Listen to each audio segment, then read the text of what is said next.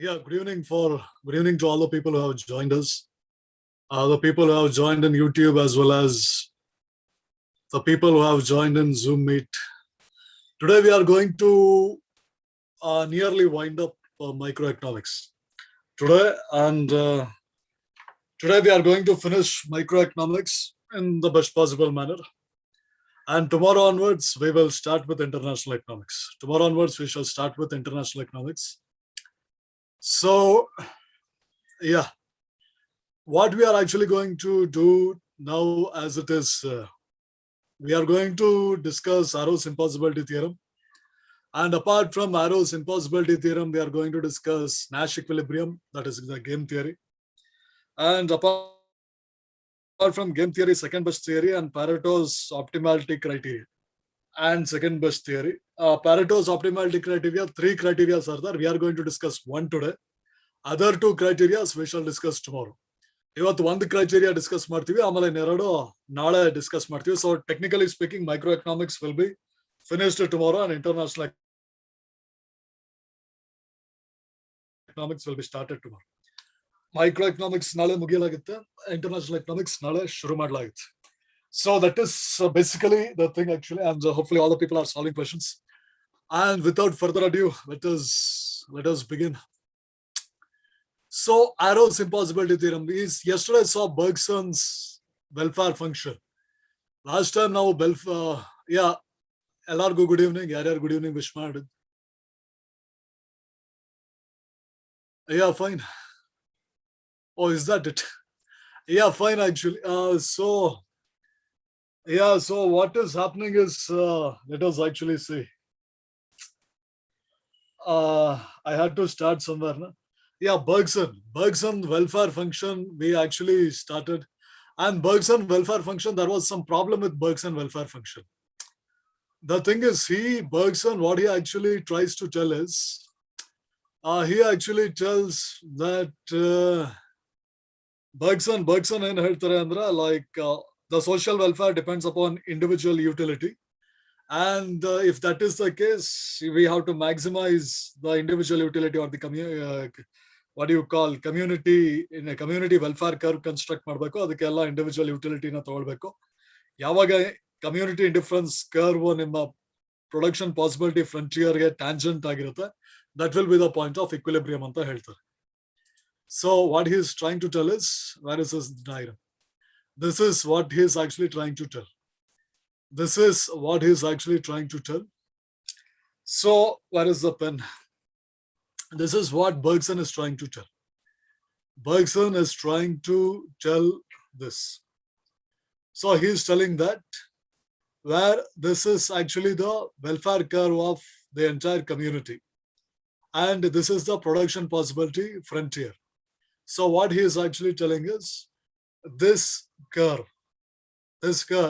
which is actually showing the welfare of all the individuals. And how is he constructing the welfare curve? Welfare curve is actually a function of all the utilities of all the people. So this must actually be tangent for the production possibility frontier. But the problem with the theory, adra theory problem enu andre, it is very difficult to actually analyze the utility of all the people.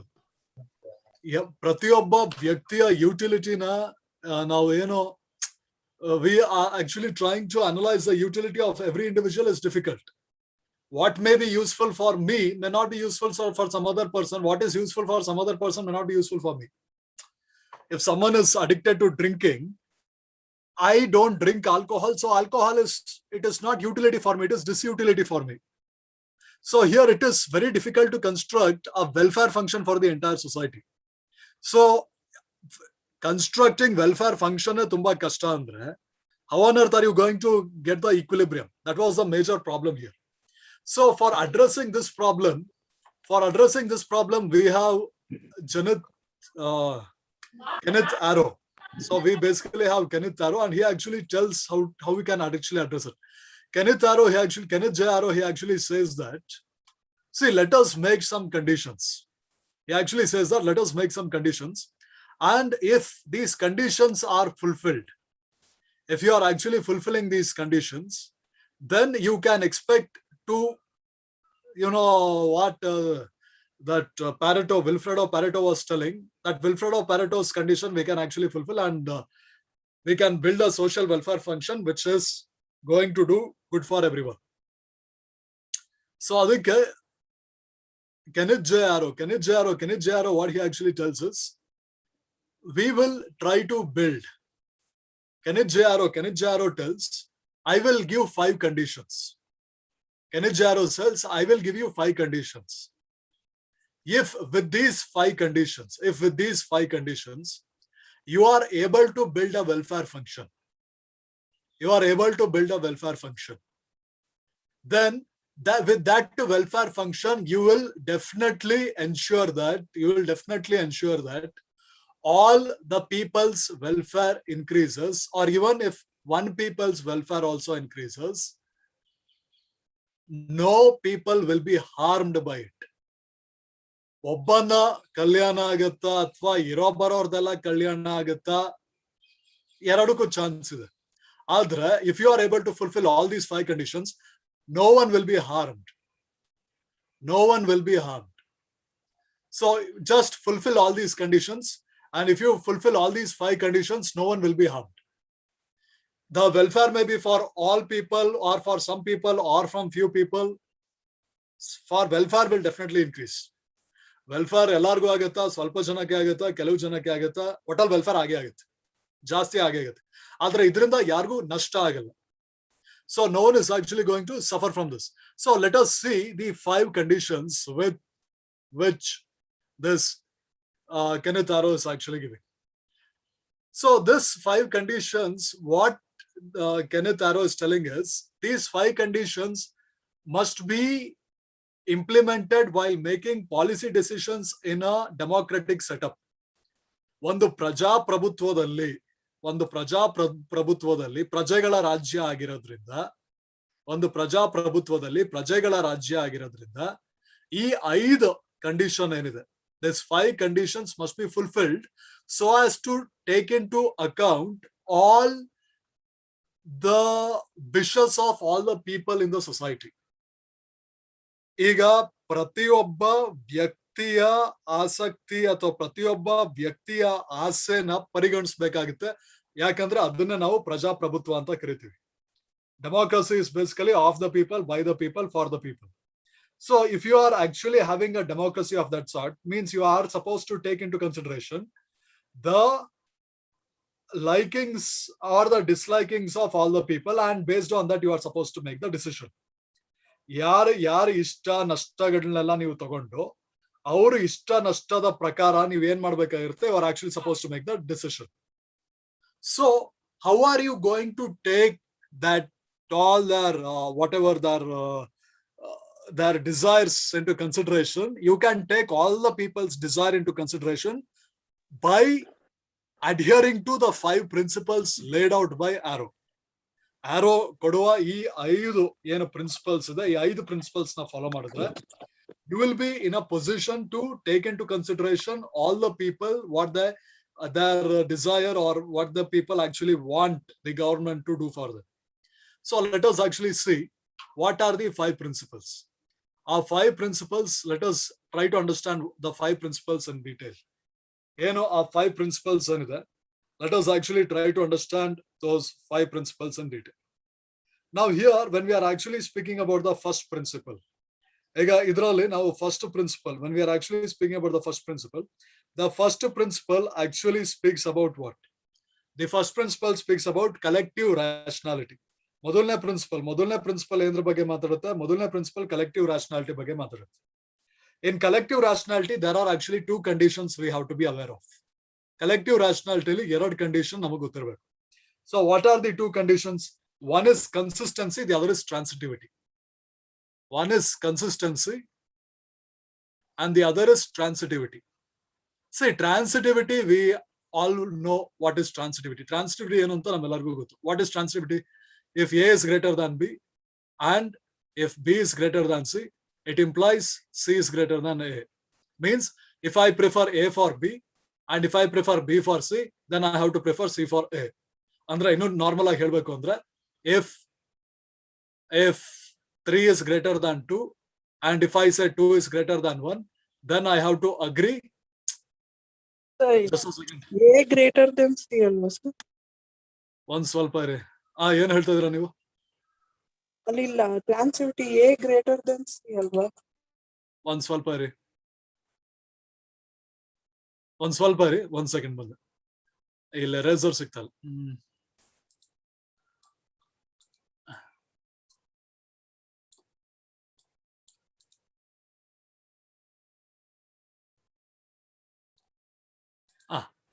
ಈಗ A is greater than B. A ಮತ್ತೆ B ಕೊಟ್ರೆ A choose ಮಾಡ್ತಾ ಇದ್ರು, B ಮತ್ತೆ C ಕೊಟ್ರೆ B choose ಮಾಡ್ತಾ ಇದ್ರು, C ಮತ್ತೆ ಎ ಕೊಟ್ರೆ ಎ ಚೂಸ್ ಮಾಡ್ಬೇಕು. Correct? So if I correct ವಾಸವ್ ಇವ್ರೆ, ನೀವು ಹೇಳಿದ್ correct. If A is greater than B and B is greater than A, then I have to, if A and C are given, I have to choose A.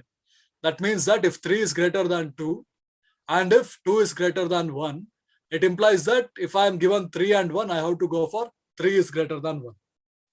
ನಾನು 3 ಮತ್ತೆ 2 ಕೊಟ್ಟ 3 choose ಮಾಡಿದಾಗ, 2 ಮತ್ತೆ 1 ಕೊಟ್ಟಾಗ 2 ಚೂಸ್ ಮಾಡಿದಾಗ, 3 ಮತ್ತೆ 1 ಕೊಟ್ರೆ 3 ಚೂಸ್ ಮಾಡಬೇಕು. So this is the theory of transitivity. So ಇದನ್ನ ಥಿಯರಿ ಆಫ್ ಟ್ರಾನ್ಸಿಟಿವಿಟಿ ಅಂತಾರೆ. ಈಗ what is consistency? What is the principle of consistency? The principle of consistency basically means if there are 3 items A B and C, 3 items ಇದೆ A B and C, 3 items A B C ಇದ್ರೆ I have to compare A with both B and C, I have to compare be with both C and A, I have to compare C with both A and B. So all the items must be compared between each other. ಅಂದ್ರೆ ನಮ್ಮ ಹತ್ರ choice ಗಳಿದೆ, ಆ choice ಗಳನ್ನೆಲ್ಲ ಎಲ್ಲಾ choice ಗಳ ಜೊತೆನೂ compare ಮಾಡಬೇಕು. That is the principle of consistency. So he tells that Arrow's impossibility theorem is telling that if you have 3 choices or whatever number of choices, you have n number of choices.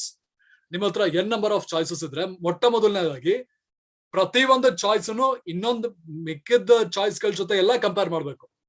You have to compare one choice with the rest of the choices. That is principle of consistency. And the other thing is principle of transitivity. Principle of transitivity means if you are preferring one over the other over yet another, then you should always prefer one. If you prefer A over B and B over C, then you should always prefer A over C. ಒಂದು ಸಲ ಒಂದಕ್ಕಿಂತ ಇನ್ನೊಂದು ಜಾಸ್ತಿ ಇಷ್ಟ ಅಂದ್ರೆ ಎಲ್ಲಾ ಟೈಮಲ್ಲೂ ಅದಕ್ಕೇನೆ ಪ್ರಾಮುಖ್ಯತೆ ಕೊಡಬೇಕು. So that is actually the principle of transitivity. You can get question on both principle of consistency as well as principle of transitivity, and principle of consistency is applied in Arrow's impossibility theorem. Principle of consistency ಎಲ್ಲಿ apply ಆಗುತ್ತೆ? Principle of consistency apply ಆಗೋದು Arrow's impossibility theorem. Transitivity ಎಲ್ಲ apply ಆಗುತ್ತೆ, Arrow's impossibility theorem ಅಲ್ಲಿ apply ಆಗುತ್ತೆ. ಆಮೇಲೆ Samuelson revealed preference theory apply ಆಗುತ್ತೆ, indifference curve analysis ಅಲ್ಲಿ ಅಪ್ಲೈ ಆಗುತ್ತೆ ಪ್ರಿನ್ಸಿಪಲ್ ಆಫ್ ಟ್ರಾನ್ಸಿಟಿವಿಟಿ. ಆದ್ರೆ consistency here we are saying.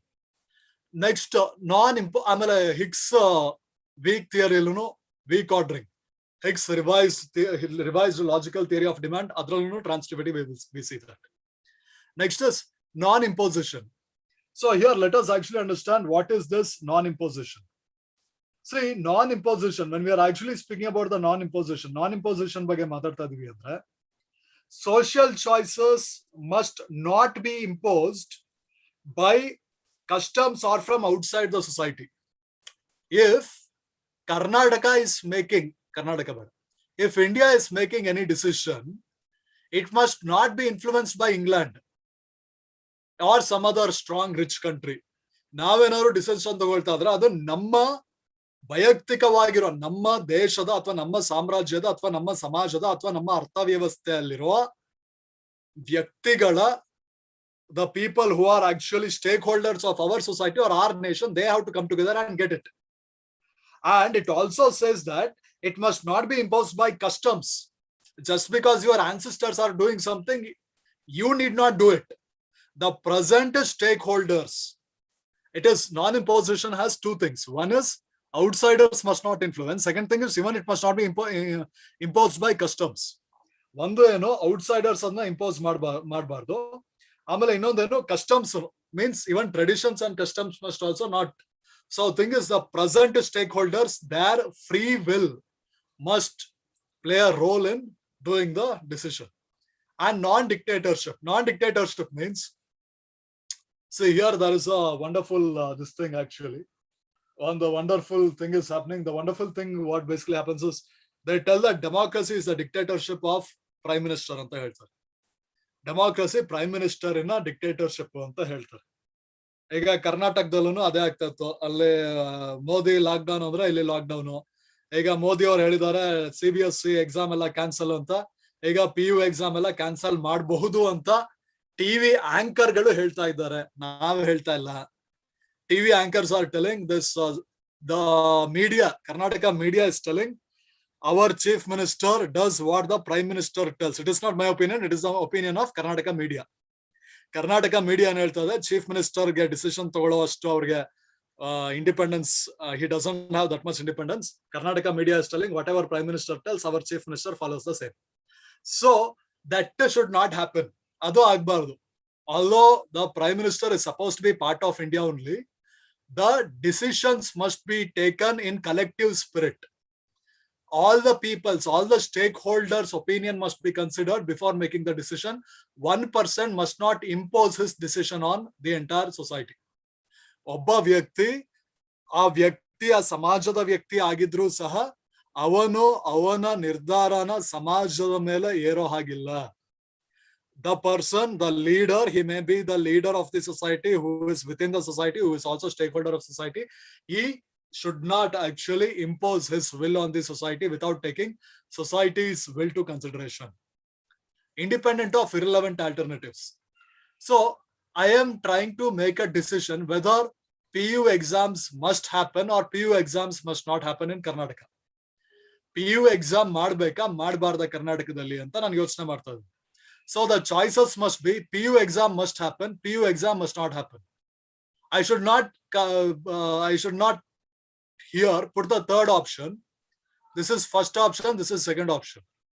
I should not put the third option, whether vaccination must be given for 60 plus or not.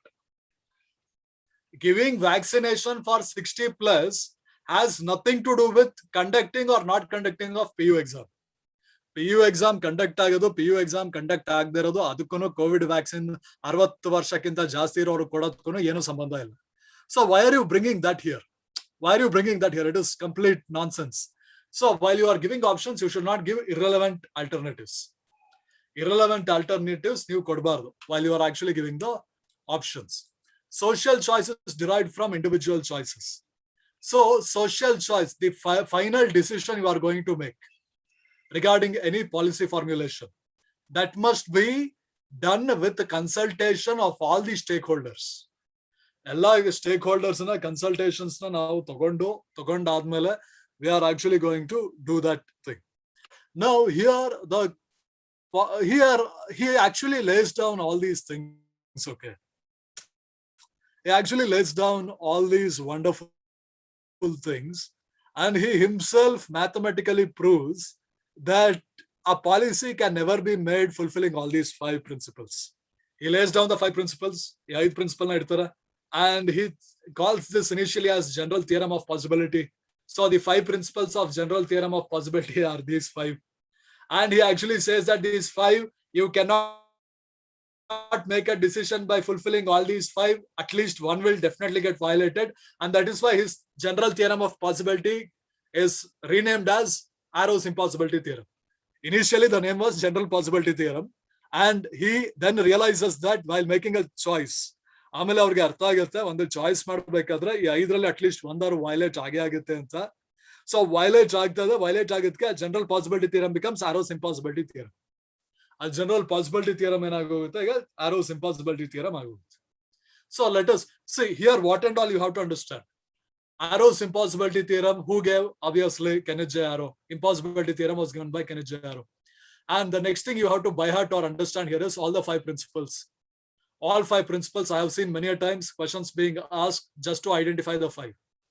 And the other thing is what principle of consistency. What is principle of consistency? What is principle of transitivity? What is non-imposition? What is non-dictatorship? What is independent of irrelevant alternatives? What is these 5 principles? What do they mean? You should be having a broad idea. ಇದರೆಲ್ಲ ಅರ್ಥ ಏನು ಅಂತ ನಿಮಗೆ ಒಂದು broad idea ನಿಮಗೆ ಇರಬೇಕಾಗಿರುತ್ತೆ. So those are the things which are important in this theory. So let us move forward. Let us actually move forward and let us try to understand the Arrow's impossibility theorem. Arrow's impossibility theorem. And one more thing I just forgot to mention. All my textbooks are stuck in my PG room of Davangere. ನಮ್ದೆಲ್ಲ ಏನು text books ಇದೆ ಅದೆಲ್ಲ PG room ದಾವಣಗೆರೆಯಲ್ಲಿ stuck ಆಗಿದೆ. So I don't have access to my textbooks and all those things. So for this Arrow's impossibility theorem, second best theory, ಆಮೇಲೆ ಇನ್ಯಾವುದಿತ್ತು, Arrow's impossibility theorem, second best theory, Pareto's criteria, for all this I wanted to take some notes, and for that Raghavendra actually helped me out today morning. So thank you Raghavendra for that. So Raghavendra ಅವರು help ಮಾಡಿದ್ರು ನಮ್ಗೆ. He actually sent me the scanned stuff and all. So I thank Raghavendra for that. Otherwise, I could not be this much well prepared for the class. So that is one thing. And let us continue the class. We will continue. So yeah. So Arrow's impossibility theorem. So let's actually start with Arrow's impossibility theorem. So Arrow's impossibility theorem, we have this individuals and we have this alternative situation. ಅಲ್ಲಿ individuals ಇದೆ, ಆಮೇಲೆ ಇಲ್ಲಿ alternative situations ಇದೆ. So the society must choose either X or Y or Z. So X, Y, Z are basically the choices. These X, Y, Z are what? They are basically the choices. And A, B, C. A ಮತ್ತೆ B ಮತ್ತೆ C ಏನಿದೆ, these A, B, C, these are basically the individuals who compose our society. ಇವರೆಲ್ಲ ಏನು individuals ಆಗಿದ್ದಾರೆ. ಈ individuals ಏನು, these people are actually composing the society. So these individuals are composing the society. So let us actually try to understand. ಈಗ the society has to choose between X, Y or Z. ಆ society ಏನು X, Y ಅಥವಾ Z ಈ ಮೂರರಲ್ಲಿ ಒಂದನ್ನ society has to choose. So society has to choose between one of the three choices. So how is the choice going to be made? So let us do voting. So our voting must actually fulfill two conditions. Our voting must fulfill two conditions. So what are the two conditions our voting must fulfill? First is it must fulfill transitivity. And the transitivity andre, if I am preferring X over Y in one situation, and if I am preferring Y over Z in another situation, then I should always prefer X over Z. So this is what is actually called as. And the second thing is principle of consistency. Principle of consistency means I am supposed to compare between all the three options. ಎಲ್ಲ ಮೂರು options ಅಲ್ಲೂ ನಾನು comparison ನಾನು ಮಾಡಬೇಕಾಗಿರುತ್ತೆ. So that is something like which we basically have to understand. ಅದನ್ನ ನಾವು ಅರ್ಥ ಮಾಡ್ಕೊಳ್ಬೇಕಾಗುತ್ತೆ.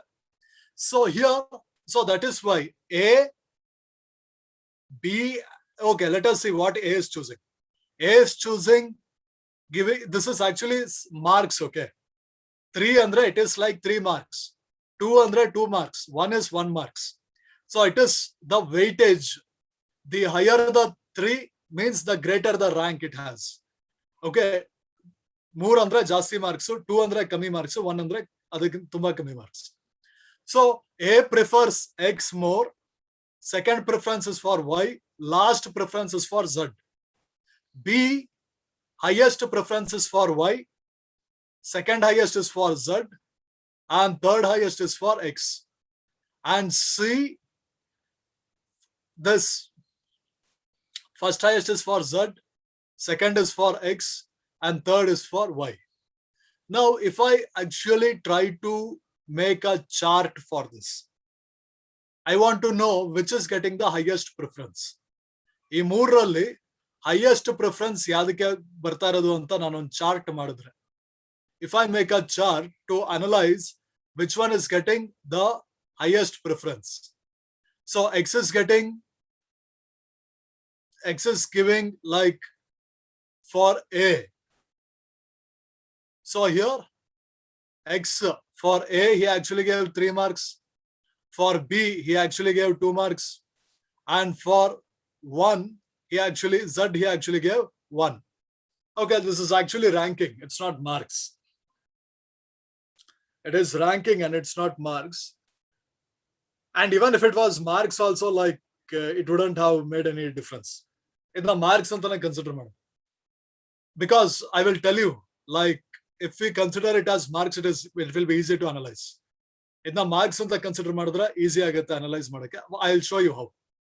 And even ranking also, even we can interpret it in terms of ranking also. Even ranking also, I will show you how it is happening. Ranking ಮತ್ತೆ marks ಎರಡರಲ್ಲೂ I will show you the interpretation. You will not get into any conclusion, any conclusive result you will not be able to get. So ಇಲ್ಲಿ 3, you get 2 and you give 1.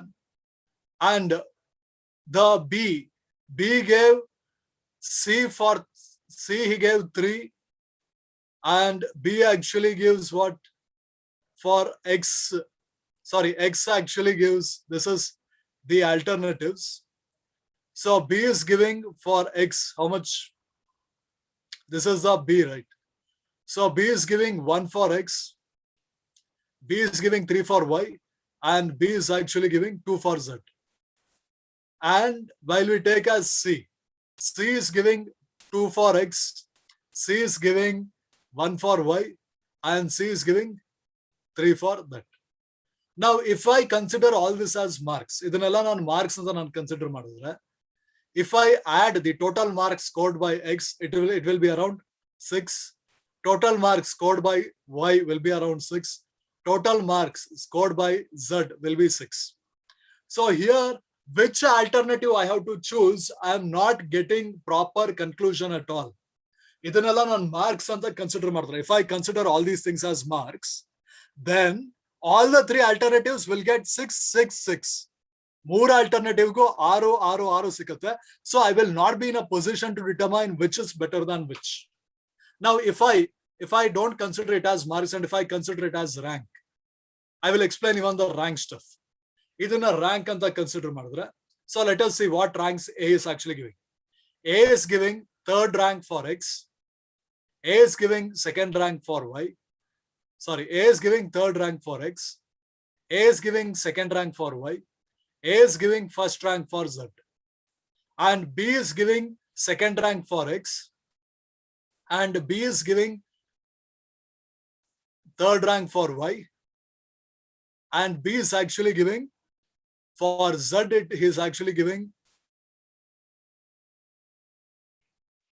2nd rank. This rank is not given by B, okay? B is actually giving 1st rank. B is giving 1st rank for X. B 1st rank ಕೊಡ್ತಾ ಇದ್ದಾರೆ X ಗೆ.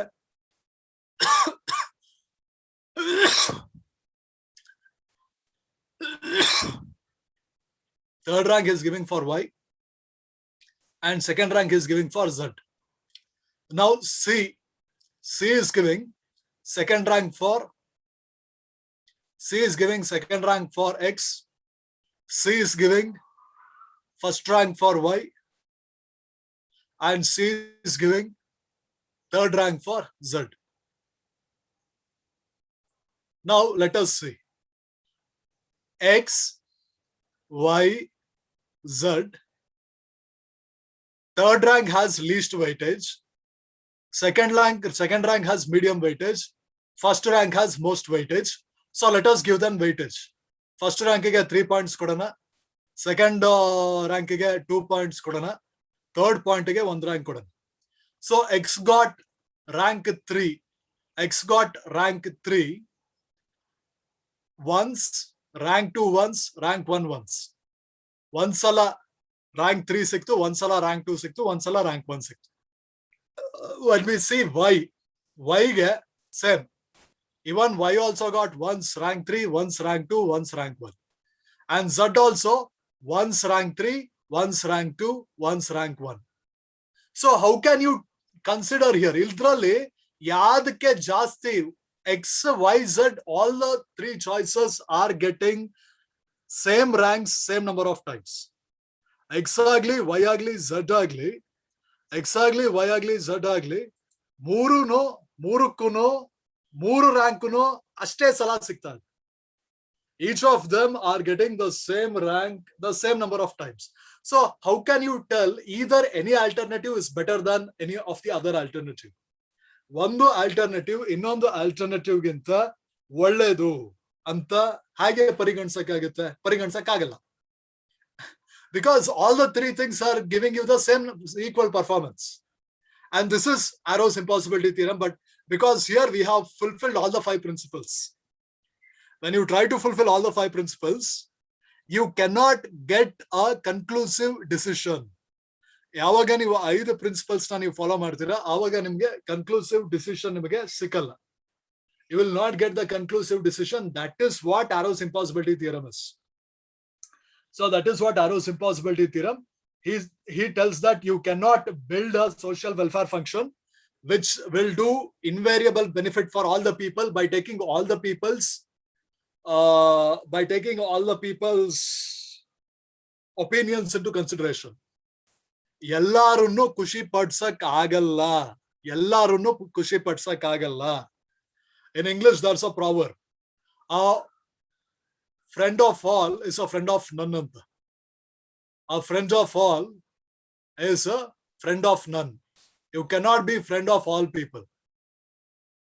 ನೀವು ಎಲ್ಲಾರು ಸ್ನೇಹಿತರು ಆಗಿರಕ್ಕಾಗಲ್ಲ. You cannot be friend of Bhagat Singh and you cannot be friend of the Britishers.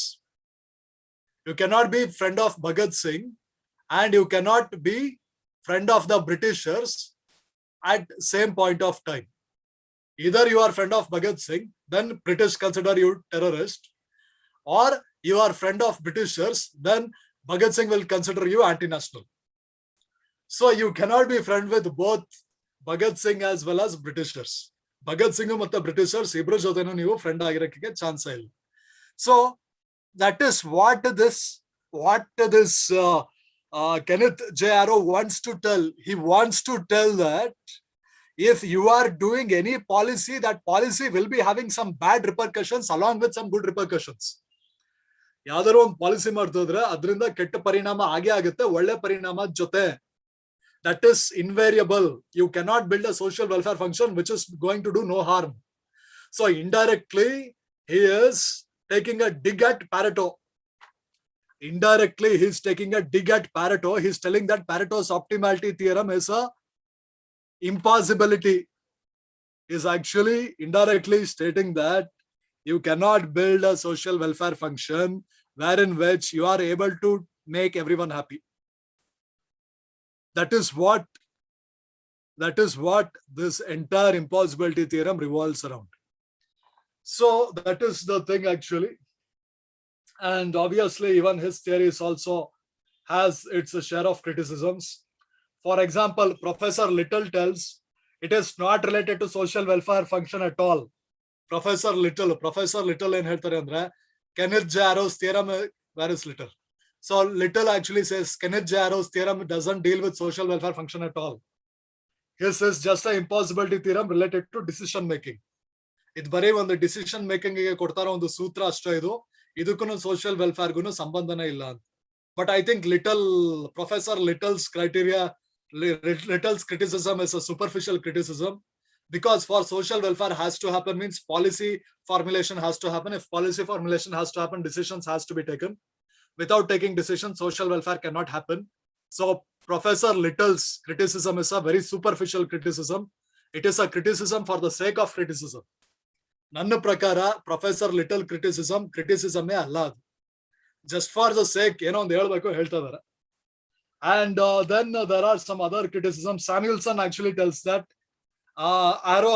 Kenneth Arrow has done what he has done. He has done some mathematical politics. He has done mathematical politics ಮಾಡ್ಬಿಟ್ಟಿದ್ದಾರೆ ಇವರು. And he has placed the principles and placed the results in such a manner that it is always impossible. So he is bias attitude ಇದೆ ಇವ್ರಿಗೆ result ಬರ್ದೇ ಇರೋ ತರ ಒಂದು ಥಿಯರಿನ ಮಾಡಿ ಇಟ್ಬಿಟ್ಟಿದ್ದಾರೆ ಇವರು. ಈ ಏನ್ ಥಿಯರಿನೋ ತಗೊಂಡು ನಾವ್ ಏನ್ ಮಾಡೋದೋ ನಮ್ಗೆ ಗೊತ್ತಿಲ್ಲ ಅಂತ ಸ್ಯಾಮ್ಯುಯಲ್ಸನ್ ಹೇಳ್ತಾರೆ. And Baumol also tells that, and some actually Baumol says that it is difficult to fulfill all the 5. But the thing is, at least if we are able to fulfill 4 of 5 or 3 of 5, it means that we are making a relatively good decision. ಐದಕ್ಕೆ ಐದನ್ನು ಖುಷಿ ಪಡ್ಸಕ್ಕಾಗಲ್ಲ, 5ರಲ್ಲಿ 4 ಅಥವಾ 3 at least ಅಷ್ಟಾರು ಖುಷಿ ಪಡಿಸಿ we can do a relatively good thing. It is a good benchmark. ಇದು ಒಂದು ಒಳ್ಳೆ bench mark ಅಂತ another professor tells. So arrows, that is Arrow's impossibility theorem. Now let us try to understand Nash equilibrium. So Nash equilibrium, let us try to understand Nash equilibrium. Now Nash equilibrium is supposed to do with your game theory. Nash equilibrium is supposed to do with game theory, and game theory is supposed to do with Nash equilibrium. So game theory or the Nash equilibrium was actually given by whom? That is the question. Game theory ಅಥವಾ Nash equilibrium ಅಂತ ಹೇಳ್ತಾರಲ್ಲ.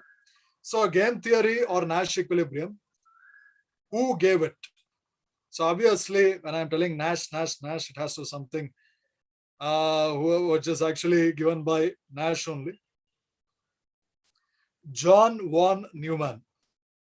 So game theory is largely attributed to game theory na yaro ಕೊಟ್ಟಿದ್ದು ಅಂದ್ರೆ, you should be knowing this. Game theory was actually given by a person called as a person whose name is John von Neumann. John von Neumann actually gave game theory. So John von Neumann actually gave game theory. And here game theory, so what is this game theory? And what is this game theory? See, in game what happens? One person wins, the other person loses. So game ಅಲ್ಲಿ ಏನಾಗುತ್ತೆ, ಒಬ್ಬ ಗೆಲ್ತಾನೆ, ಇನ್ನೊಬ್ಬ ಸೋಲ್ತಾನೆ. ಈಗ both the players want to win. Any game which actually happens, both the players want to win. And both the players are trying to win. And when both the players are actually trying to win, both the players will follow a set of strategy. ಅವರು ಏನ್ ಮಾಡ್ತಾರೆ ಅಂದ್ರೆ, they will actually follow a set of strategy. And so in game theory tries to tell us the strategies taken by the players of the game which is most beneficial for them. So game theory was actually given by John von Neumann in 1928. John von Neumann 1928 ಅಲ್ಲಿ game theory ಅಂತ ಒಂದು ಸಿದ್ಧಾಂತ ಕೊಡ್ತಾರೆ. So in game theory what is happening, there are players in the game, they are trying to make some strategy which is most beneficial for them, so ultimately they win the game. ಅವ್ರು ಏನೋ ಒಂದು strategy ಮಾಡ್ತಿದ್ರೆ, ಆ ಸ್ಟ್ರಾಟಜಿಯಿಂದ ultimate ಆಗಿ ಅವರು game ನ ಗೆಲ್ಬೇಕು. So they want to win the game, that is the strategy they are actually trying to make. Now in 1950 there is one more economist who is called as John Nash. And John Nash, he actually invents something called as Nash equilibrium for n-person games. So game theory was given by John von Neumann. Game theory ಕೊಟ್ಟಿದ್ದು John von Neumann. ಆದ್ರೆ game theory ಅಲ್ಲಿ, what is game theory? Game theory is a theory which tells about the possible strategies that the players can incorporate in order to get the best possible results in the game. Game ಅಲ್ಲಿ best possible results ನ ಪಡೆಯಕ್ಕೆ ಅವರು ಏನು ಕೂಟನೀತಿ ಅಥವಾ ರಾಜನೀತಿ ಅಥವಾ ಏನೋ ಒಂದು ನೀತಿ ಮಾಡ್ತಾರೆ, ಅದನ್ನ ನಾವೇನಂತ ಕರಿತೀವಿ, ಗೇಮ್ ಥಿಯರಿ ಅಂತ ಕರಿತೀವಿ. Here Nash or John Nash, see, John Nash is different, John von Neumann is different. John Nash in 1950 he develops strategies for n player games. N is number of players. So n person games, this is number of persons. He develops this matrix in which he tells how the players will act. Like it is, he actually gave, it is widely applied in economics and other behavioral sciences. ಈಗ recent ಆಗಿ economics ಅಲ್ಲಿ Nobel prize ಬಂದಿದ್ದು, ಈಗ recent ಆಗಿ ಅಂದ್ರೆ ಒಂದೆರಡು ವರ್ಷದ ಹಿಂದೆ ಸಮ್ ಇಂಗ್ಲೆಂಡ್, ಫ್ರೆಂಚ್ ಮತ್ತೆ Indian people got some Nobel prize. Before that, some 2-3 years back, England economists actually got Nobel Prize because of their work on some behavioral economics. Behavioral economics. This Nash equilibrium is basically used in that behavioral economics and all that. So you need not go through this concept in detail. The concept na detail agi ena artha madkolodenu bekagilla. what you must be understanding here is there are some jargons you have to understand. ಇಲ್ಲಿ ಕೆಲವು ನಿಮಗೆ technical terms ನೀವು ಅರ್ಥ ಮಾಡ್ಕೊಳ್ಬೇಕು. And I will just showcase you, ನಿಮಗೆ just to enlighten you how this game theory works. ಈ game theory ಹೇಗೆ ಕೆಲಸ ಮಾಡುತ್ತೆ ಅಂತ ನಿಮ್ಗೆ ಅರ್ಥ ಮಾಡ್ಸಕ್ಕೆ I will just demonstrate you how a 2-player game works. It can be extended to how many players you want. How many ever players you want, it can be extended. ಎಷ್ಟೇ ಜನ players ಗೆ ಬೇಕು ಅಷ್ಟೇ extend ಮಾಡಬಹುದು, ಅದೇನ್ problem ಇಲ್ಲ. But just for the sake of it, I'm just for keeping the explanation simple and just for making you understand or making you appreciate how this game theory works in behavioral sciences, we will just play a game with 2 players. 2 players game na demonstrate ಮಾಡ್ತೀವಿ. So let us see that. So here, okay, first let us see a 2-player game. So game theory, we understood what is game theory. Let us understand what is Nash equilibrium. Game theory ಅಂದ್ರೆ ಏನು ಅಂತ ಅರ್ಥ ಮಾಡ್ಕೊಂಡ್ವಿ. Nash equilibrium ಅಂದ್ರೆ ಏನು ಅಂತ ಅರ್ಥ ಮಾಡ್ಕೊಂಡ್ವಿ. A Nash equilibrium is a set of strategy for each player such that no player has incentive to change his or her strategy given what the other players are doing. So what is Nash equilibrium? Nash equilibrium means there are 2 players. There are 2 players. Player 1 is there. Player 2 is there. So suppose player 1 is a cricketer. He is a batter. So this is a batsman and this fellow is a bowler. So one bowler is there, one batsman is there. These are the 2 players. Now this fellow has decided I will go with Yorker. ನಾನು yorker ball ಬಿಸಾಕ್ತೀನಿ ಅಂತ ಅವ್ನು decide ಮಾಡಿದ. ಇವನು ನಾನು 6 ಹೊಡಿತೀನಿ ಅಂತ decide ಮಾಡಿದ. This is last ball, 6 runs required. Last ball of the match, 6 runs is required. Last ball match 6 run ಬೇಕಾಗಿದೆ. So the batsman has decided I will go for 6 only. The bowler has decided I will go for Yorker only. Whatever the bowler is thinking, the batsman wants to hit 6 only. Whatever the batsman is going to hit, the bowler is going to bowl a Yorker only. Bowler Yorker ball ಮಾಡೋದು. That is his strategy, regardless and independent of what the batsman is going to do. Batsman is going to hit 6 only. No matter which type of ball is going to come, he is trying to hit 6 only. Because 6 runs are required to win the game. Game win ಆಗಕ್ಕೆ 6 run ಬೇಕೇ ಬೇಕು. ಅವನ್ ತಲೆ ಬಿಡ 6-3 ಆಗ್ಲಿ 3-6 ಆಗ್ಲಿ 6 ಹೊಡಿಬೇಕು ಅಂತ ಡಿಸೈಡ್ ಮಾಡಿದವನು. ಅವನು ಹೆಂಗಾರು ಮಾಡಿ 6 ಹೊಡಿಬಾರ್ದು ಇವನ್ಗೆ ಬಾಲರ್ಗೆ. ಸೊ ಯಾರ್ಕರ್ ಹಾಕ್ಬೇಕು ಅಂತ ಡಿಸೈಡ್ ಮಾಡಿದವನು. So that is what Nash equilibrium is. So Nash equilibrium is a set of strategy, one for each player. So batsman has a strategy, bowler has a strategy. Batsman is not going to change his strategy independent of what bowler is going to do.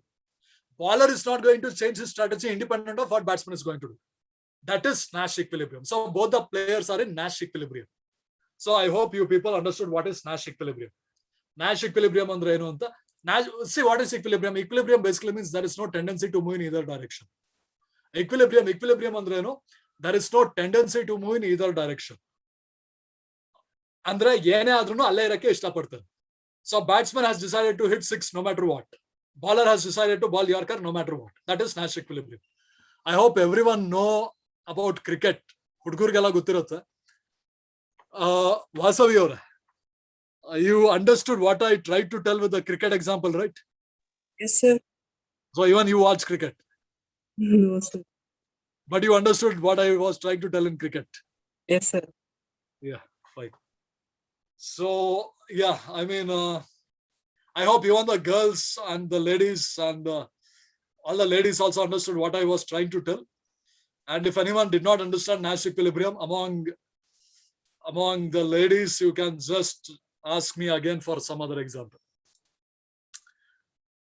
So that is okay. I will give you some other common example. Cricket example, some people may not understand who is not following it. I will give you one more example. See, another example which I can give, which is common for both boys and girls, is what other example I can give?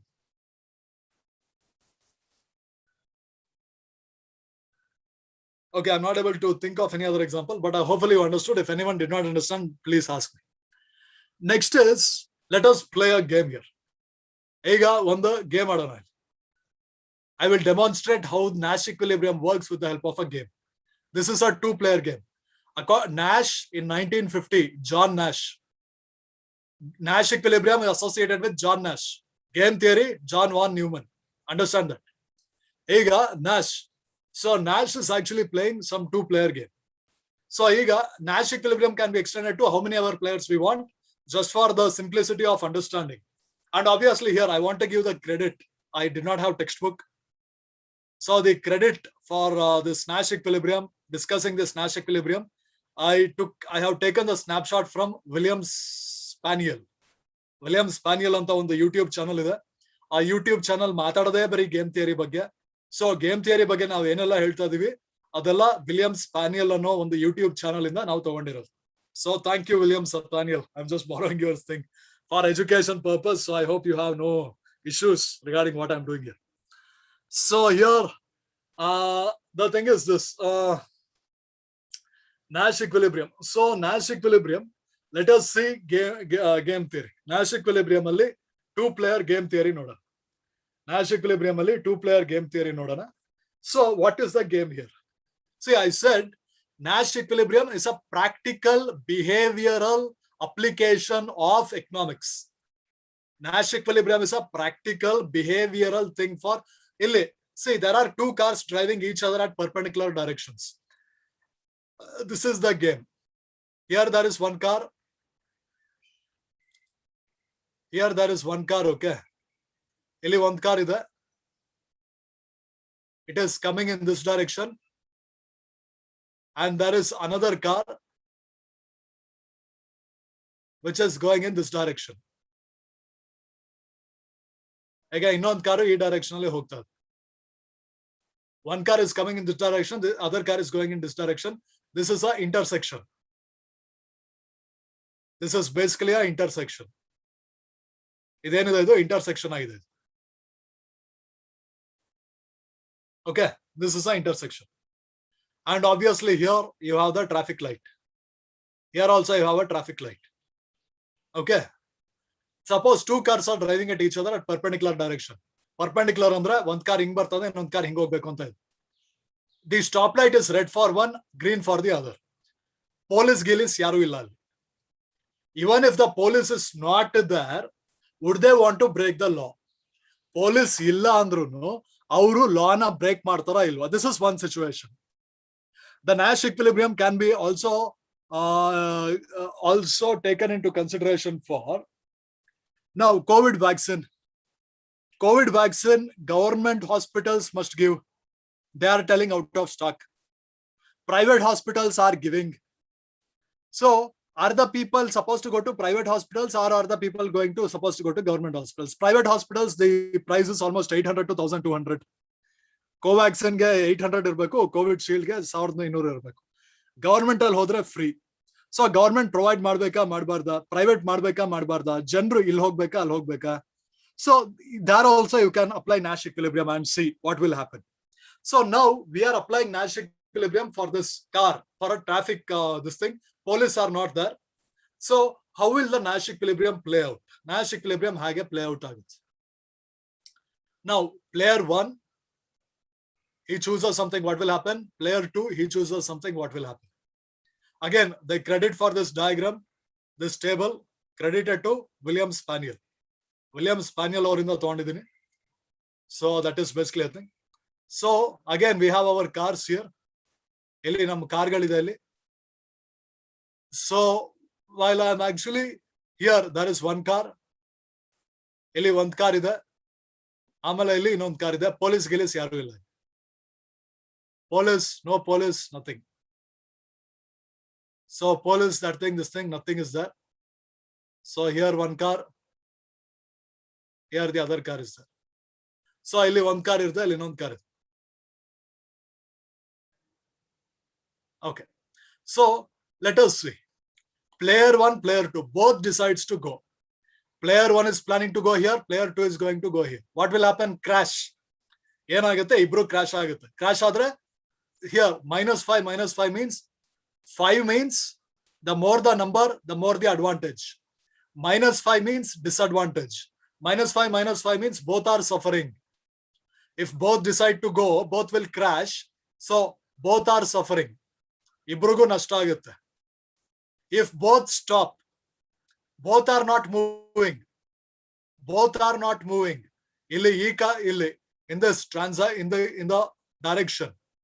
the direction, here also movement is not happening, here also movement is not happening. Both ಅಲ್ಲಿ ಎಲ್ಲ ಹೋಗ್ಬೇಕು. For both the people are suffering delay, but delay is better than accident. ಆದ್ರೆ delay is better than accident. ಹೋಗಿದ್ರೆ ಇಬ್ರು ಗುದ್ಕೊಂಡು car crash ಆಗಿ ಹೋಗ್ತದೆ. ಈಗ ಇಬ್ರು ನಿಂತಿದ್ದಾರೆ. So that is what is happening. Both are suffering loss, but the loss is not that great because both are stopped. Both ಗೆ delay ಆಗ್ತಾ ಇದೆ. Both the people car is still in good condition, but ಎಲ್ಲಿ ಹೋಗ್ಬೇಕು ಅಲ್ಲಿ timing ಸರಿಯಾಗಿ ಹೋಗಕ್ಕೆ ಆಗ್ತಿಲ್ಲ, delay ಆಗ್ತದೆ. Now suppose here what is happening, one green light, one intersection it is showing green light, the other intersection it is showing red light. One kade green light ide, other kade red light ide. Now suppose one person decides to go, the other person decides to stop. So the person who wants to go, he will reach his place on time. The other person, after he leaves, he can go, and even he reaches, but little bit late, but nonetheless he reaches safely. So it will be more beneficial for player 1 and little bit slightly less beneficial for player 2, but it is not going to harm player 2 in any manner. Adre player 2 ge idrinda enu nashta agalla. Player 2 ge idrinda nashta enu agalla. Now look here, if player 1 stops but player 2 goes, player 1 slightly bit late he goes, but nonetheless he reaches his destination safe and sound. But player 2 goes faster and he reaches his destination 5 minutes earlier. So even he will be happy, but he will be little more happy. Player 1, he reaches his destination on time. Player 1 10 ಗಂಟೆಗೆ reach ಆಗಬೇಕಿತ್ತು, 10 ಗಂಟೆಗೆ reach ಆಗ್ತಾನೆ. Player 2 10 ಗಂಟೆಗೆ reach ಆಗಬೇಕಿತ್ತು, 9:55ಕ್ಕೆ reach ಆಗ್ತಾನೆ. ಒಂದ್ ಸ್ವಲ್ಪ ಜಾಸ್ತಿ ಖುಷಿಯಲ್ಲಿ ಇರ್ತಾನೆ ಅಷ್ಟೇ. ಆದ್ರೆ player 1 ಗೆ ಯಾವ ಹಾರ್ಮ್ ಆಗಿಲ್ಲ. So this is how Nash equilibrium is calculated with this matrix. ಈ ತರ ಒಂದು ಮ್ಯಾಟ್ರಿಕ್ಸ್ ಮಾಡಿ, row column matrix, it's not matrix, this row column, this thing we actually do, table we actually build, and by building this row column table we are going to find out the Nash equilibrium. So if one does something, the other not doing that thing, so what is the advantage for the one, what is the advantage for the other? Government is not providing COVID and Covaxin, although they are telling that we are providing COVID Covaxin. Private sector are providing COVID Covaxin. They are telling we are going to provide COVID Covaxin and COVID Shield. What are the advantages which private are getting, which government are getting? If government is suffering, what is the repercussion for the people? ಅಂದ್ರೆ ಏನು, ಬರೀ ಶ್ರೀಮಂತರಿಗೆ ಯಾರ ಹತ್ರ ದುಡ್ಡಿದೆ ಅವ್ರು ಅಷ್ಟೇನ Covid shield Covaxin ತಗೊಂಡು ಆರಾಮಾಗಿರೋದು, ಬಡವ್ರಿಗೆಲ್ಲ ಏನು, ಬಡವರೆಲ್ಲ ಮಣ್ಣು ತಿನ್ಬೇಕಾ? So that is, see, I'm trying to explain you how Nash equilibrium can be applied in the decision-making behavioral context for the purpose of analysis of policy formulation. Policy formulation analysis ಮಾಡಕ್ಕೆ Nash equilibrium ನ ಹಾಗೆ apply ಮಾಡಬಹುದು ಹೇಳ್ತಾ ಇದೀನಿ, taking the example of pathetic condition of Karnataka. So that is the thing which we basically have to understand. And obviously, it is not right on my part to simply sit here and criticize the government. Even they are trying to do all the things they can do. They will be having their own constraints. But the question is, if private sector are able to get medicine and vaccinate people, government hospitals are not doing it. It seems somewhat flabbergasting statement, actually. So anyway, so let us keep that aside. So this is how we can apply the Nash equilibrium and the game theory for practical policy formulation. Practical policy formulation ge ee ರೀತಿ ನಾವು Nash equilibrium ಅಥವಾ game theory na ನಾವು we can actually apply it. ಇದನ್ನ ಏನು ಮಾಡಬಹುದು, ನಾವು apply ಮಾಡಬಹುದು. So there are some jargons you have to understand, based on which you can expect some questions. ಕೆಲವು jargons ನ ನೀವು ಎಕ್ಸ್ಪೆಕ್ಟ್ ಮಾಡಬಹುದು, ಯಾದ್ರ ಮೇಲೆ ಕ್ವೆಶ್ಚನ್ಸ್ ಬರಬಹುದು ಅಂತ. So what are the jargons? Dominant strategy. Dominant strategy basically means it is going to reward you. Dominant strategy is going to reward you no matter what the other person is doing. Dominant strategy ಅಂದ್ರೆ ಅದರಿಂದ ನೀವು ಗೆದ್ದೇ ಗೆಲ್ತೀರಾ, ಯಾರಿಗೆ ಏನಾದ್ರು ಮಾಡ್ಕೊಂಡು ಹೋಗ್ಲಿ ಗೆಲುವು ನಿಮ್ದೇನೆ. So ನಿಮ್ದೇ ಗೆಲುವಾಗುತ್ತೆ. That is dominant strategy. It is explained with the help of prisoner's dilemma. but ಎಷ್ಟು ಡೀಟೇಲ್ ಆಗಿ ನೀವೇನು ನೋಡೋದೇನ್ ಬೇಕಾಗಿಲ್ಲ. You need not understand this in this much detail, but just understand what is dominant strategy. Dominant strategy is a strategy which, if any player takes that strategy into consideration, it is definitely going to benefit him. ಅದು ಅವನಿಗೆ benefit ಮಾಡೇ ಮಾಡುತ್ತೆ, ಅದರಿಂದ ಅವನಿಗೆ ಯಾವ ನಷ್ಟನೂ ಆಗಲ್ಲ. And pure strategy basically means the player is going to have the same action 100% of the time. So here, pure strategy basically means, suppose there is a cricketer. Suppose ಒಬ್ಬ cricketer ಇದ್ದಾನೆ, ಇವನು pure strategy use ಮಾಡ್ತಾ ಇದ್ರೆ for all the 6 balls in over, ಒಂದು over ಅಲ್ಲಿ 6 ball ಇರುತ್ತೆ, 6 ಬಾಲ್ಗೆ ಇವನು 6 hit, he tries to hit 6 only. That is pure strategy. Pure strategy ಅಂದ್ರೆ ಒಂದು ಓವರ್ ಅಲ್ಲಿ 6 ಬಾಲ್ ಇದ್ರೆ ಇವನು 6 ಬಾಲ್ ಅಲ್ಲೂ 6 ಹೊಡಿಯಕ್ಕೆ ಟ್ರೈ ಮಾಡ್ತಾನೆ. Strategy. It's not that he's going to hit 6, he's planning to hit 6. Strategy ಅಂದ್ರೆ 6 ಹೊಡಿತಾನೆ ಅಂತ ಅಲ್ಲ, 6 ಹೊಡಿಯಕ್ಕೆ ಒಂದು ಟ್ರೈ ಮಾಡ್ತಾನೆ ಅಂತ. And for this, for the definitions, I give the credit to Catherine Sills Carson, and from that YouTube channel, I actually took this jargons and all. A jargons na ತಗೊಂಡಿದ್ದು, I have taken it from another YouTube channel called as Intro to Game Theory by Catherine Sills Carson. Catherine Sills Carson, our YouTube channel na ತಗೊಂಡಿರೋದು. I have taken, so I'm giving due credit to Catherine Sills Carson, and hopefully Catherine will not mind me taking this for educational purpose. So pure strategy basically Mane ಏನೇ ಆಗ್ಲಿ 6 ಹೊಡಿಬೇಕು, 6 ಬಾಲ್ಗೂ 6 ಹೊಡಿಬೇಕು. That is pure strategy. Mixed strategy Mane, for some balls I'm planning to hit 6, other ball I'm planning to hit 4, other ball I'm planning to defend, 3 balls I'm planning to hit 6, and 3 balls I'm planning to take 1 run.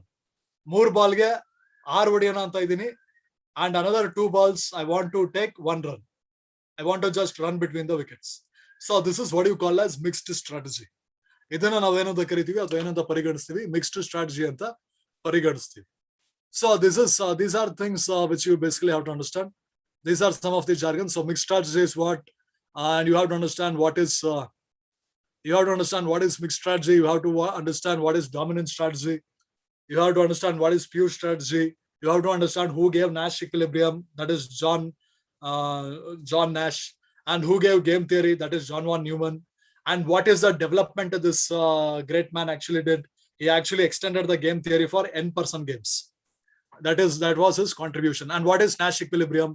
Nash equilibrium basically means, independent of what the other person is going to do, the other person is not going to change his strategy. That is Nash equilibrium. ಅದನ್ನ ನಾವೇನಂತ ಕರಿತೀವಿ, Nash equilibrium ಅಂತ ಕರಿತೀವಿ. So that is basically the game theory and Nash equilibrium. I can explain dominant strategy with the help of example with prisoner's dilemma, but I need not actually explain it because you cannot expect that much questions. So that is one thing. So we finished Nash equilibrium. We finished Arrow's impossibility theorem. Okay, let us see second best theory irbekala. Now let us go for second best theory. So let us actually go for second best theory. So you cannot expect more questions from Nash equilibrium and all, and even if you can expect, like, it's very rare, but I have seen questions on Nash equilibrium. So I used to suck Nash equilibrium.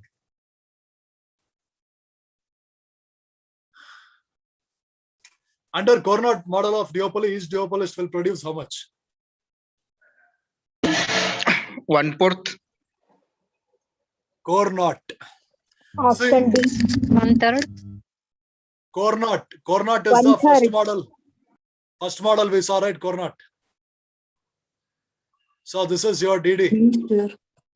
And next year, this one was this thing. And we observed that they will reach equilibrium where? Here. 1/3, 1/3, 1/3. This is Cournot model. 1/4 is your Chamberlain. B is Chamberlain model, where you have monopoly profit share agutte. Monopoly profit will be shared in Chamberlain model. And here the firms are interdependent. 1/3, 1/3. Here the firms are independent. The factor which is varying is, ಯಾವ factor vary ಆಗ್ತಿರೋದಿಲ್ಲ? Quantity. Quantity is actually varied here. And here you have 1/3, 1/3. D is the answer.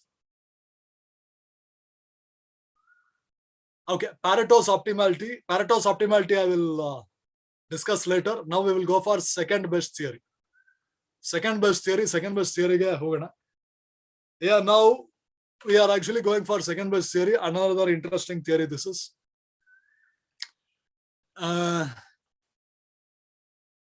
Yeah, so when we are actually speaking about the second best theory, see, Pareto's optimality I'll explain. It is quite big. Pareto's optimality I'll explain. Basically, he gives three conditions: efficiency in exchange irbeko, efficiency in production irbeko, efficiency in exchange ಮತ್ತು production irbeko. Provided these three conditions are fulfilled, you will get Pareto's optimality in contract curve ಅಂತ ಹೇಳ್ತಾರೆ. In contract curve, you will actually get Pareto's optimality. That is what Pareto actually tells. That is explained with the help of all your production possibility frontier, all your isoquast curve, isoquant curve, indifference curve, ಎಲ್ಲ ಇರೋ ಬರೋದನ್ನೆಲ್ಲ use ಮಾಡಿ explain ಮಾಡ್ತಾರೆ. There are some three equations which you have to by heart or which you should be knowing in order to solve it. So that is Pareto's optimality, and Pareto's optimality is fine. But I will discuss this tomorrow. Pareto's optimality na naale discuss ಮಾಡೋಣ. Now we are going to wind up with this thing. We are going to wind up with second best theory. So today we are going to wind up the class with second best theory. So let's actually see what is second best theory. So when we are speaking about the second best theory, okay, why is not working? See, even Pareto's contract curve, then Pareto's optimality can never be fulfilled. And Bergson's social welfare function ಆಗಿರ್ಬೋದು, Arrow's impossibility theorem ಆಗಿರ್ಬೋದು, ಇಲ್ಲ ಕ್ಯಾಲ್ಡರ್-ಹಿಕ್ಸ್ compensation criteria ಆಗಿರ್ಬೋದು, ಅಥವಾ ಸ್ಕಿಟೌಸ್ಕಿಸ್ double criteria ಆಗಿರ್ಬೋದು, ಸ್ಕಿಟೌಸ್ಕಿಸ್ paradox ಆಗಿರ್ಬೋದು, all the things are, ಅಥವಾ ಪಿಗುಸ್ ideal output ಆಗಿರ್ಬೋದು, all the things are telling same thing: you cannot reach the ideal position. ಇವೆಲ್ಲ ಸಿದ್ಧಾಂತಗಳು ಒಂದೇ ಒಂದನ್ನ ಹಾರಾರಿ ಘಂಟಾಘೋಷವಾಗಿ ಹೇಳ್ತಾ ಇದೆ. ಏನ್ ಹೇಳ್ತಾ ಇದೆ ಅಂದ್ರೆ, ಐಡಿಯಲ್ ಪೊಸಿಷನ್ ನೀವು ರೀಚ್ ಆಗಲ್ಲ ಆಗಲ್ಲ ಆಗಲ್ಲ, ನೀವು ಐಡಿಯಲ್ ಪೊಸಿಷನ್ ನ ರೀಚ್ ಆಗಲ್ಲ. You cannot reach ideal position, you cannot reach ideal position, you cannot reach ideal position. Because in the world we live in the economy we live in, there is no perfect competition. In the economy we live in, there is no perfect competition. There is no existence of perfect competition. ಅಲ್ಲಿ ಏನು perfect competition ಇಲ್ಲ. There is no thing. Just because you are talented, it doesn't mean that you will come up in life. Just because you are good in something, it doesn't mean that you will. So that is what it is actually telling. And just because a class is good, you cannot expect more participants also. So that is basically what happens in the real world. In the real world, what basically happens is, although you are giving the best, it is always appreciated, it is always respected. It doesn't happen like that. And why? Because there are many reasons why for it. ಎಷ್ಟೊಂದು ಕಾರಣಗಳು ಇದೆ ಯಾಕೆ ಹೀಗೆ ಆಗುತ್ತೆ ಅಂತ. There will be because of existence of imperfections. Imperfections can be in the form of monopoly ಆಗಿರ್ಬೋದು, ಅಥವಾ monopolistic conditions ಆಗಿರ್ಬೋದು, ಅಥವಾ oligopoly conditions ಇಂದ ಆಗಿರ್ಬೋದು. There can be distortions in market. Oligopoly ಅಥವಾ duopoly, ಈ conditions ಇಂದ market distortion ಆಗಿರ್ಬೋದು. ಅಥವಾ there may be externalities, and externalities may be negative externalities. Negative externalities ಇಂದ ಏನು, there may be some distractions which are basically happening in the market. Negative externalities in the market ಅಲ್ಲಿ distractions ಆಗ್ತಾ ಇರ್ಬೋದು. Or there may be all your parallel economy, your corruption. All because of all this, there may be many inefficiencies which can actually be brought about in the market. ಎಷ್ಟೊಂದು inefficiencies can actually creep in the market. Many inefficiencies can creep in the market, because of which what has to happen need not necessarily be happening. So in this context, we cannot expect to reach the Pareto's optimality condition, or we cannot expect to get the best possible decision. ನಾವು ಅತ್ಯಂತ ಉನ್ನತವಾದ decision ತಗೊಳ್ಬಹುದು ಅಥವಾ we can take it is not possible actually. It is definitely not possible. So technically speaking, this is the ideal point. this is the ideal point. I1, I2, I3, these are representing your community difference curves. Amale PP1 represents your production possibility frontier. We know that ideal equilibrium thing is E, wherein which ನಮ್ಮ society ಏನು ಅದು ಒಂದು ಹೆಚ್ಚಿನ ಒಂದು ಅತ್ಯಂತ ಹೆಚ್ಚಿನ ಖುಷಿನ ಅದು ಅನುಭವಿಸ್ತಾ ಇದೆ. ಆದ್ರೆ because there are inefficiencies in the market, this MN represents the inefficiencies which are prevalent in the market. MN ಏನಿದೆ ಅದು inefficiencies which are prevalent in the market. So although potentially speaking you can reach point E, you are not able to reach point E. Point E ನೀವು reach ಆಗ್ಬಹುದು, ಆದ್ರೆ point E reach ಆಗಕ್ಕೆ ಆಗ್ತಾ ಇಲ್ಲ because there are many ಕನ್ಸ್ಟ್ರೈಂಟ್ಸ್. ಎಷ್ಟೊಂದು ಕನ್ಸ್ಟ್ರೈಂಟ್ಸ್ ಇದೆ. ಈಗ ಕೆಲವರು ವಿದ್ಯಾರ್ಥಿಗಳು ಕ್ಲಾಸ್ ಅಟೆಂಡ್ ಮಾಡ್ಬೇಕಂತ ಇರ್ತಾರೆ, ಆದ್ರೆ ನೆಟ್ವರ್ಕ್ ಇಶ್ಯೂ ಪ್ರಾಬ್ಲಮ್ ಆಗ್ತಾ ಇರುತ್ತೆ. ಆದ್ರೆ ಫೋನ್ ತಗೊಂಡಾಗ ನೆಟ್ವರ್ಕ್ ಇಶ್ಯೂ ಇರತ್ತೆ ಅಂತ ಯಾರಿಗೂ ಗೊತ್ತಿರಲ್ಲ. So basically there may be some constraints which although you have the potential of accessing something, it will not allow you to access it. See, basically, my friend could have got seat in Bangalore University. Even he had got second rank in the merit list. But Bangalore University did not start the PhD program only. If Bangalore University is not even starting, how can my friend get into Bangalore University without it starting? So that is administrative inefficiency becomes a constraint. Administrative inefficiency ಏನಾಯ್ತು ಅದೊಂದು constraint ಆಗುತ್ತೆ. So because of this constraint, that is the MN ಏನು ಇದು constraint ಆಯ್ತು. ಈ constraint ಇಂದ ಏನಾಯ್ತು, although your society is well equipped to reach equilibrium at point E, ನಿಮ್ಮ ಸೊಸೈಟಿ ಈ ಪಾಯಿಂಟ್ಸ್ ಅಲ್ಲಿ ಇಕ್ವಿಲಿಬ್ರಿಯಂ ನ ರೀಚ್ ಮಾಡುವ ತಾಕತ್ ಅದಕ್ಕೆ ಇದ್ದರೂನು ಅದು ಅಲ್ಲಿ ಹೋಗಕ್ಕಾಗಿದೆ. You have to choose a point which is below production possibility frontier, wherein which you are not able to make the best use of the available resources you have. ನಿಮ್ಮ ಹತ್ರ ಇರೋ ಸಂಪನ್ಮೂಲಗಳ ಬೆಸ್ಟ್ ಯೂಸ್ ನ ನೀವು ಮಾಡ್ಕೊಳಕ್ ಆಗ್ತಾ ಇಲ್ಲ. So you have two choice. You can be at A or be at B. So if you are at B, it is definitely not good. It is not good because it is on a lower level community difference curve. ಯಾಕಂದ್ರೆ ಅದು lower level community difference curve ಇದೆ. So thing is you choose point A because given your constraint, this is the highest possible community difference curve in which you are able to produce some goods and services. So this is the logic behind second best theory. So second best theory ಯಾಕಾಗುತ್ತೆ, second best theory ಅಲ್ಲಿ A choose ಮಾಡ್ಬೇಕಾ B choose ಮಾಡ್ಬೇಕಾ, second best theory ಅಲ್ಲಿ E ನ ಯಾಕೆ choose ಮಾಡಕ್ ಆಗ್ತಾ ಇಲ್ಲ, because of the market imperfections or because of other externalities in arise ಆಗೋ inefficiencies ಇಂದ ನಾವು ಅದು choose ಮಾಡಕ್ ಆಗಲ್ಲ. So here what is happening, Pareto's optimality, what is the condition of Pareto's optimality? MRSXY equals MRTXY equals P of X by P of Y. But we are not able to reach that. ಆದ್ರೆ ನಾವು ಅದನ್ನ reach ಮಾಡಕ್ಕೆ ಆಗಲ್ಲ. ಅದಕ್ಕೋಸ್ಕರ we have to settle for a choice, next best choice, which is in the next best community difference curve. We are going to choose that choice. So this is the rationale behind second best theory. So see, this is where your microeconomics comes full circle. ನಿಮ್ಮ microeconomics ನೋಡಿ, your microeconomics now came the full circle. How it came the full circle, you will properly understand when I teach this thing.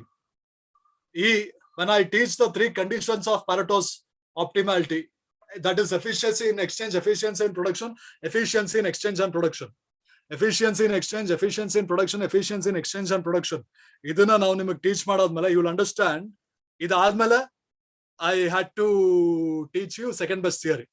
But the thing is here, I was able to learn because I don't have textbook and I couldn't properly understand the other two.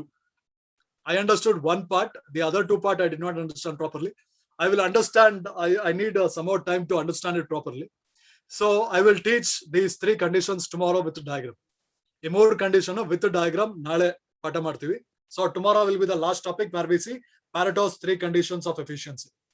Now Pareto's three conditions of efficiency basically tells there must be efficiency in exchange, efficiency in distribution, efficiency in exchange, efficiency in exchange, efficiency in production, efficiency in production and exchange ಅಂತ ಹೇಳ್ತಾರೆ.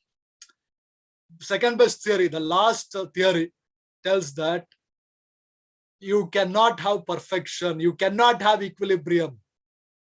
You cannot have equilibrium, you cannot have perfection in microeconomics at all.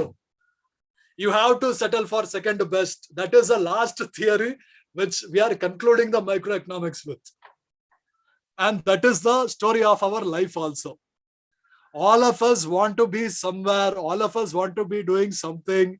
All of us are thinking in mind that we will be in equilibrium doing something else. But all of us are doing something which is the next best alternative. None of us are in equilibrium. All of us have settled for second best alternative. Now, second best alternative and microeconomics also tells the same thing. You cannot be happy. You cannot hope to achieve the happiness which you have the potential of achieving. You have to settle for the second best choice only. Why? Because there are many constraints, there are many imperfections. And because of these constraints and imperfections, although you have potential, you cannot reach the potential you want to reach. So you should always settle for the second best. Right. Modi also wanted Achhe Din. Because of externalities, what happened? India is suffering, Karnataka is suffering, everyone are suffering. What Achhe Din? Everyone's people's din got barbad. But it's not Modi's fault. I'm not saying it's Modi's fault, but I'm saying everyone wants to be happy, but the thing is, no one is happy. All of us are doing the best with the constraints we have. That is what second best theory is telling us. So microeconomics is very close to life. Microeconomics is ಜೀವನಕ್ಕೆ ತುಂಬಾ ಹತ್ರವಾದ ಇದೆ. So here the last theory I have to teach you is this efficiency in exchange. One part I have understood, the other two parts I have to understand. One part ನನಗೆ ಅರ್ಥ ಆಗಿದೆ, ಇನ್ನೆರಡು part ಅರ್ಥ ಮಾಡ್ಕೊಳ್ಬೇಕು. It will take another, teaching this theory will take another half an hour. So tomorrow we will teach this theory. It will take half an hour. And half an hour after that, microeconomics will be finished. Everyone keep practicing questions. If you are not practicing, nothing is going to happen. Then hopefully we will start our international economics. And in the remaining 14 days, 13 and a half days, we will hope to finish international economics also. So that is the thing. Today we are winding up the class. Anyone have any doubts, you can ask me. ಯಾರಿಗಾರ ಏನಾದ್ರು doubts ಇದ್ರೆ ಕೇಳ್ಬೋದು.